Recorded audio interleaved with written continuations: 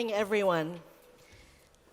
First, grazie mille a tutti gli amici italiani e alla splendida famiglia di Technogym, perché essere qui in Italia il migliore il trattamento di bellezza per corpo, mente e stomaco. Sono felice di essere in Italia perché è dove mi sento a casa. So, I addressed this group about China, this esteemed crowd about China 10 years ago.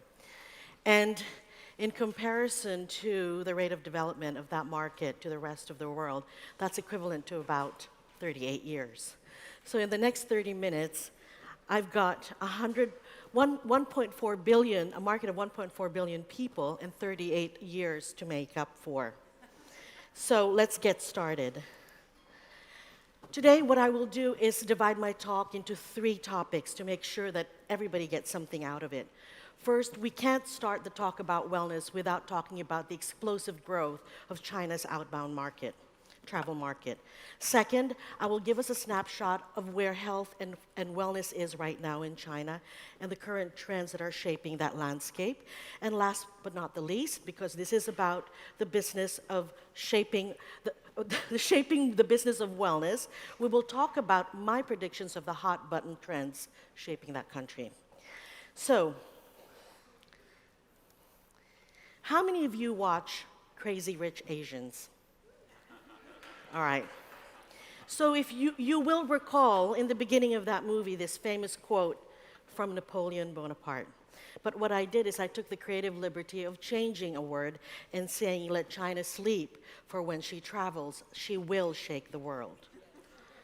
And arguably, the number that has made the travel industry sit up and listen is a figure that was released several years ago by the WTO.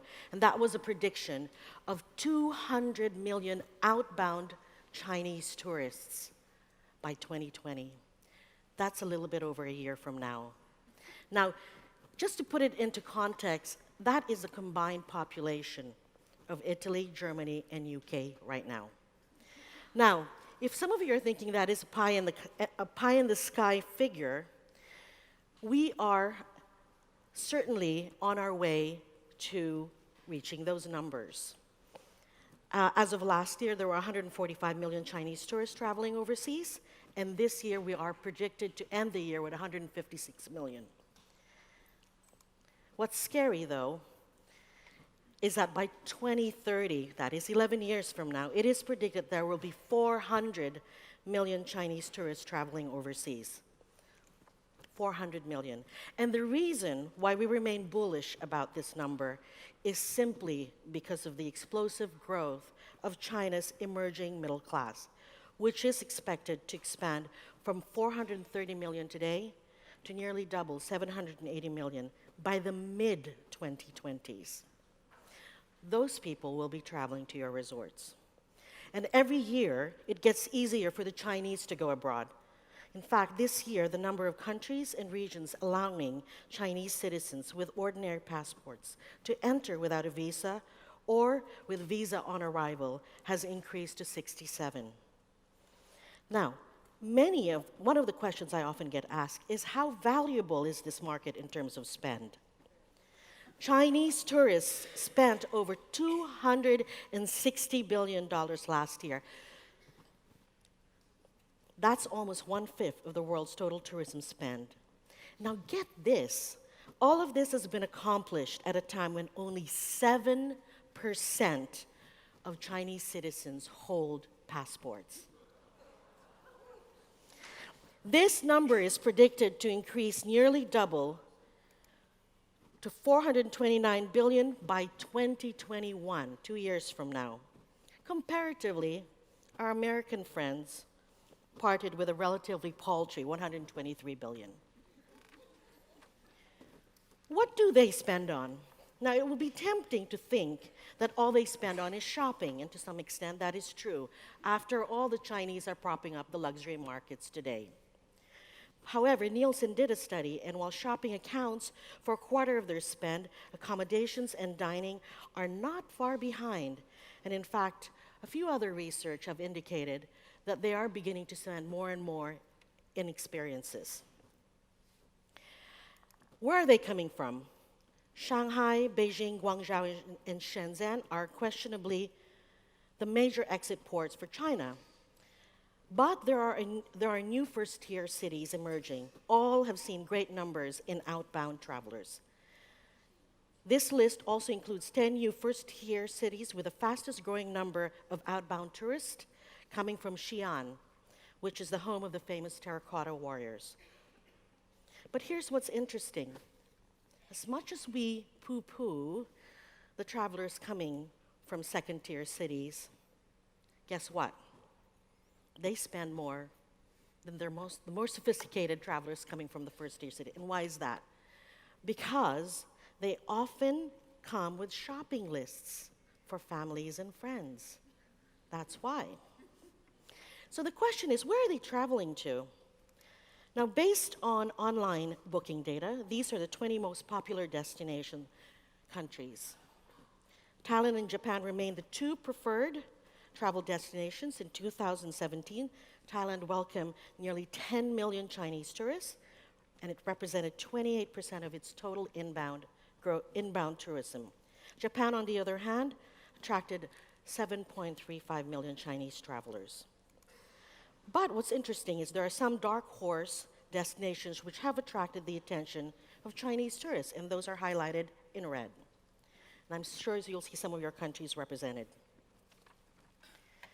Canada and Switzerland were also popular destinations, no doubt due to the fact that 2018 is the official year of China tourism for both the EU and Canada. And what's interesting here is a series of measures have been introduced by global tourism destinations to lure Chinese visitors. Indonesia, for example, is planning to develop 10 new islands similar to Bali, while countries in Southeast Asia will invest over $100 billion in airports, new railways, hotels, and theme park constructions, all in a bid to accommodate more Chinese travelers. In fact, in Maldives, which has seen a surge in Chinese tourists, over 200 hotel projects are currently in development. So what we know is they're traveling for leisure. They're also traveling for health reasons. Due to a growing middle class and urbanization, strained healthcare system, rapidly aging market, and a deep distrust in domestic healthcare, Chinese, especially the affluent Chinese, are seeking medical treatments elsewhere. Asian destinations like Korea, Japan, Taiwan, Thailand, and Malaysia are popular, but the US, Japan, Germany, UK, and Singapore are seen as the pinnacle of quality for treatment of life-threatening diseases such as neurological and cardiovascular diseases and cancer. And for this market, keep in mind, cost is not an issue. Remember, crazy rich Chinese, okay?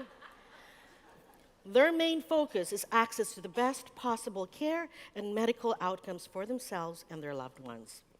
Now, it is estimated that this outbound medical tourist market will nearly double in just 2 years.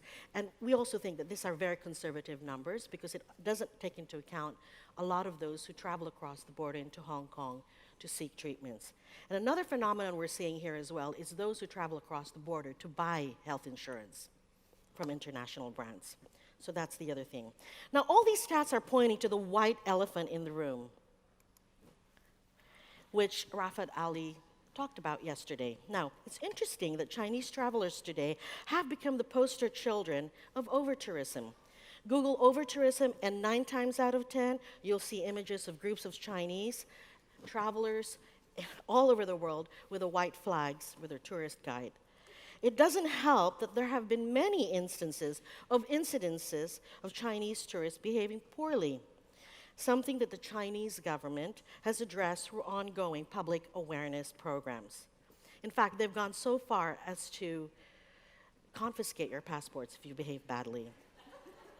It's true. So you're detained, you can't travel. But what I would like to invite everybody in this audience to do is not focus so much on the stereotypes and cliches, because this prevents us from understanding the complexity of the Chinese tourist, from understanding the regional differences, that China is not one country. It is some 200 regions, all very different from each other. It fails us from understanding the emerging psychographic profiles of key market segments and their fast-changing behaviors and preferences. In China, keep in mind that generational spans are not 20 to 25 years as we perceive it in the West. Because of the speed of development, it is 5 years. So when we look at generational cohorts, we look at broken down to those born in the 70s, 80s, and 90s. And before I leave all these stats and figures, I want to remind people that the outbound Chinese market, as we know it today, is only 23 years old. In fact, the milestone was when the Chinese government rolled out their approved destination status program, which basically regulated the group travel business worldwide. Okay? So one last thing before I leave it is I want to talk about 3 futures for you to think about when you think about travel. The future is fit, which is frequent independent travelers, okay? Contrary to stereotypes, the majority of Chinese travelers today are now traveling without an organized tour. In fact, the latest stats say that 78 million independent travelers versus 52 million group travelers, okay? They are using the internet to arrange their own trips. They book hotel and air travel first, and then they use their mobile devices to choose where to go, where to shop, where to spa, and where to eat. This will continue to grow as the market matures. Next.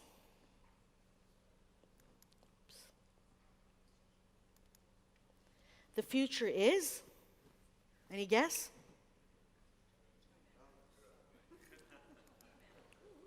Female. Now get this, China has 34 million men, but I will tell you right now, it is the women who are driving the Chinese market. Yes. In fact, in 2018, there will be an estimated 59% of outbound tourists will be female versus 41% male. So whether it's girlfriend holidays or multi-generational travel, Chinese women are driving the travel experience today and will continue to influence how tourism destinations and hospitality brands develop their offerings. Now, this is another side trend which relates to this, is what we're finding, especially in North Asia, and that includes part of China, that more and more women are deferring marriage and traditional roles to actually invest in themselves. They're investing in their own homes. They're not waiting for a man to complete them. So I thought that's a really interesting finding. So last but not the least, the future is filial. So all of you have heard about the 4-2-1 conundrum, right? Where an individual supports a set of parents and 2 sets of grandparents because of China's one-child policy. So we're seeing a trend of young Chinese professionals traveling with their elderly family members. Why? Because more often than not, the family unit is being split because many of these young adults are having to seek work in urban centers. And the only time that they can forge bonds is through travel. So we're seeing that as another trend. Now, before I go to my next section, good, I'm on track here, is I want to shift our focus from the world back to China and look at some of the movements that are shaping the health and fitness trends in China. It's important that we look at what wellness means and what the 2 characters stand for, which basically means to nurture, can mean also nutrition, and the character on the right side, which means to give birth, to give life, vitality. Practically everything that we look at wellness comes from the portal of traditional Chinese medicine. We live, breathe, eat it. It is a part of our life, and it is a practice that transcends all the generations within China. What is interesting is where the generations diverge is when it comes to fitness. The older set, those 50 and above, Tai Chi is very popular. In fact, you can spot the Tai Chi aunties early morning or late afternoon in public parks throughout China. But it is the younger generation that's embracing yoga, gyms, and marathons. China is in the midst of a, is in the midst is in the grip of a government-backed exercise boom. Fitness and sports are viewed as the new real luxury. Sports in particular, when China sets their mind at being a superpower in whatever area that they put their mind to, they will dominate it. We have the most number of golf courses, the most number of soccer pitches, and now we hope to convert ourselves to be ready to host the Winter Olympics in 2022, which means that we will probably have the most number of ski lifts. But when you look at the Chinese numbers, as we know today when it comes to fitness, it's important to understand it in the context of face, okay? Fitness is viewed as the new luxury. As a lifestyle pursuit, fitness fits perfectly into China's generic societal value, improving oneself level by level, and to be seen doing so. The wealthy gym-going class is no exception. Most affluent urban Chinese who have still grown up under a culture that promotes upward social mobility through whatever means possible. This, combined with social media and fitness apps, give a clear avenue of the non-stop quest for social approval. Like most other pursuits, China's fitness scene is fundamentally social. Besides the global trend of growing consciousness on health, social approval from peers is a strong motive for China's fitness class. A gym session is shared, a flat stomach is posted, a yoga course is live streamed, and to illustrate the popularity of fitness apps converging with this particular trend, there was one particular app called Keep, which gained more than 10 million users in just 289 days. Now, China is now the new yoga superpower. Last year, a report estimated that there were more than 10,800 yoga schools across the country with at least 10 million practitioners. We think this is very conservative because it doesn't take into account the smaller studios in neighborhoods. Now, interestingly, around the same time, India also declared that they have a shortage of some 3,000 required teachers to meet their own domestic demands. So guess where they are? Those Indian teachers are in China right now. While yoga's popularity is linked to a city's economic development, with wealthy Beijing, Shanghai, and Guangzhou as home to the most number of yoga practitioners, who are predominantly affluent females between the ages of 25 and 40, yoga is also finding its way into poorer provinces. This is an interesting article that New York Times did about a tiny hamlet with no more than 100 aging farmers that has been completely converted into yoga practitioners. It's actually a delightful story, so Google it. So let me talk about the beauty ideal. And if you want to know what is the epitome of beauty today, remember, it is white, poreless skin, eyelids, double eyelids, thin nose. It is Fan Bingbing. In fact, this actress just came out of hiding because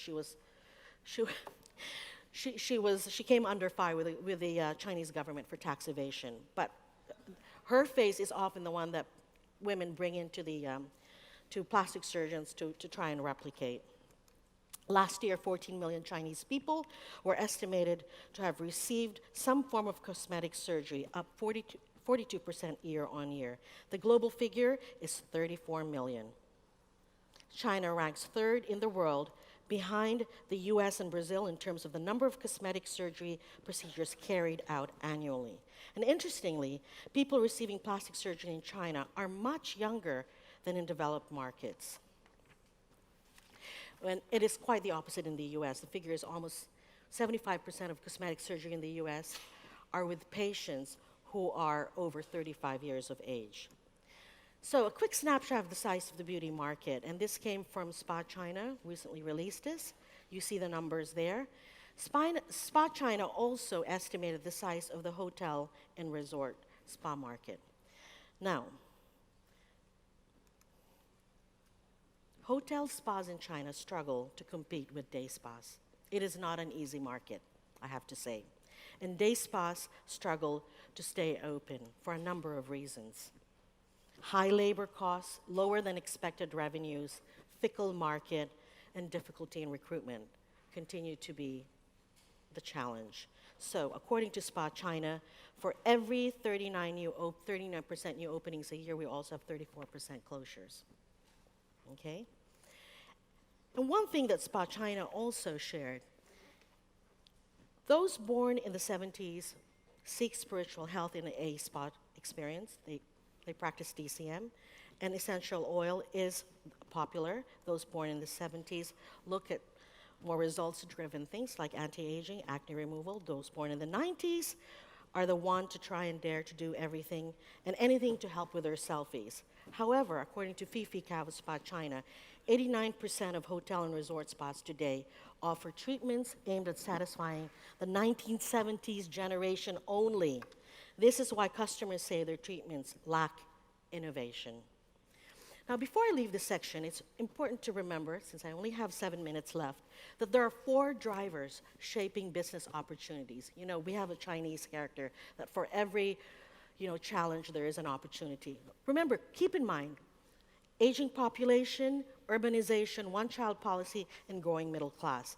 So what I thought I'd do is talk about what we consider to be our hot buttons. Of course, we chose 8, and because that's our lucky number. I'm sure there are 108, but because we have only 30 minutes, I will only talk about 8. Number 1, obesity. China now has the largest overweight population in the world. 10.8 million of men, 10.8 million percent of the men, and 14.9% of the women in a nation of 1.4 billion are obese. In fact, they bumped the United States. The United States is now second. That's probably the only time the United States is happy to be second after China. And so concerned is the government that they launched a Healthy China initiative, largely to bring health education into school curriculums. So if you've got anything that can address obesity in China, China wants you. Device addiction. We have 800 million users. 98% of them are mobile. By comparison, the United States has an estimated 300 million internet users. In 2008, China became the first country to recognize internet addiction disorder as a mental illness. We have over 300 internet addiction centers to treat them today. Sleep. Well, stands to reason if they're on those devices, they're not sleeping much. A study found that the average number of hours per night is 6.5. 60 million have sleep apnea, and today in China there is only 1 to 2 beds for sleep testing per million citizens compared to 10 beds per million citizens in Germany. So we don't have the diagnostics in place to address that. Here's another interesting thing, spirituality.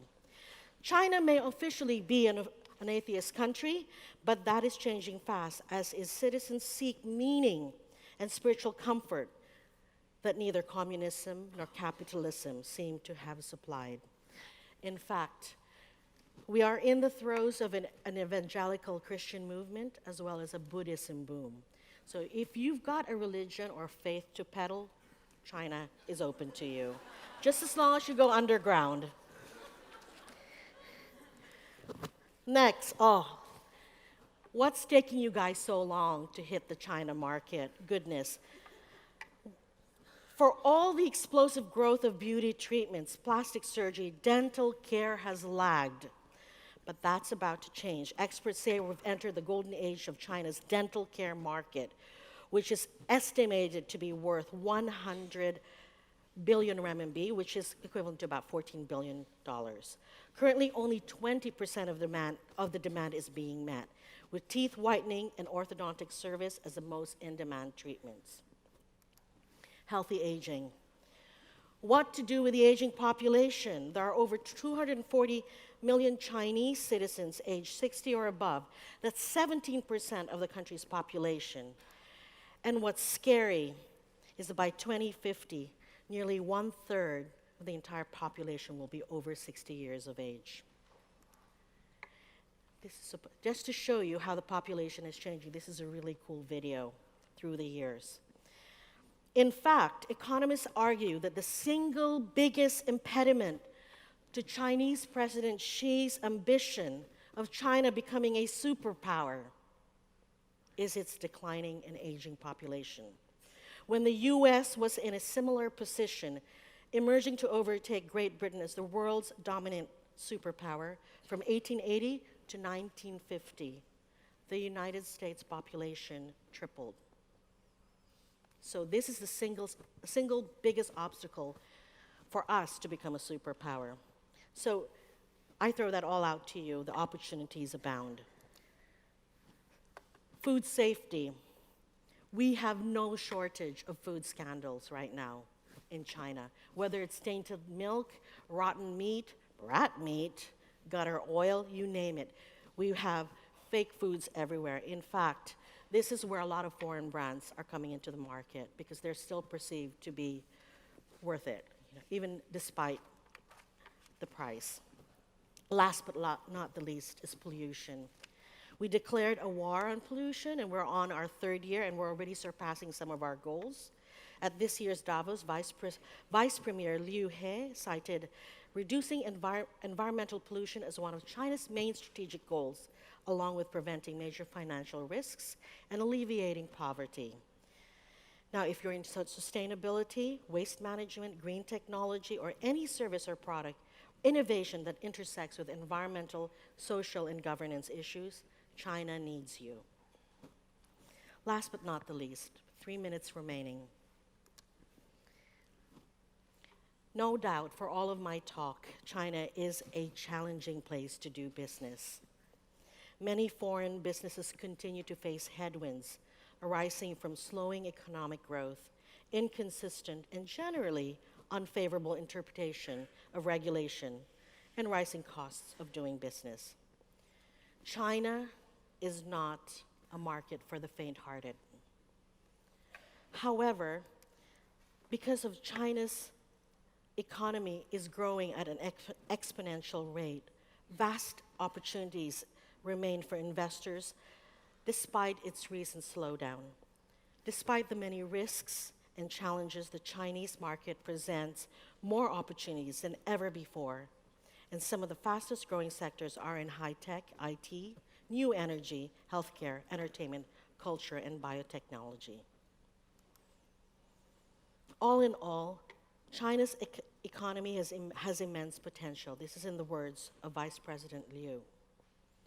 Now, 11 years ago, when I talked about China to this esteemed audience, I recall ending my talk with this quote, and it becomes particularly relevant because of where we are. All roads lead to Rome, or in this case, Cesena. Now, I would venture to say all roads may not necessarily lead to China, but they will most certainly pass through it. So my question to all of you is, what is your China strategy? Thank you.